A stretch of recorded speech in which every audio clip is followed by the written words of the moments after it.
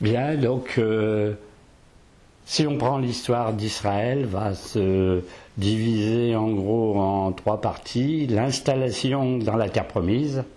Donc, on a vu l'installation dans la terre promise. Abraham arrive, il traverse le croissant fertile, il arrive dans les parages de Salem qui deviendra Jérusalem.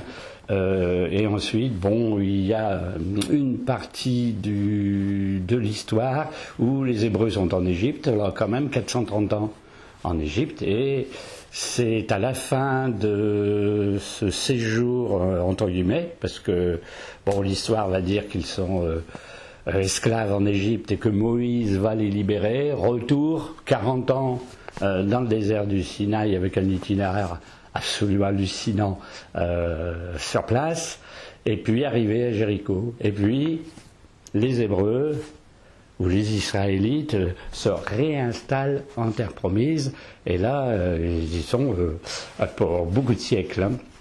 Donc, on pourrait voir cette première partie d'Abraham jusque l'entrée en terre promise, retour d'Égypte, comme l'installation.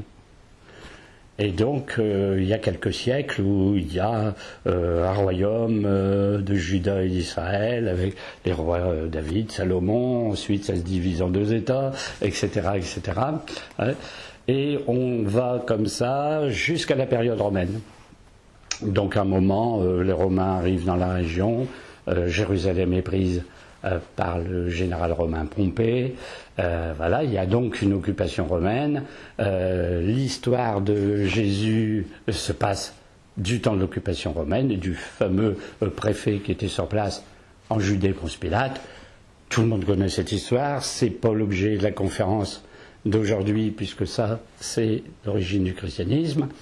Et donc ensuite, qu'est-ce qui se passe? Ensuite, on va rentrer, après la mort du Christ, la dispersion des apôtres, etc., dans une période très très longue, de peut-être 18 siècles, 19 siècles, 20 siècles, qui est la période de la diaspora.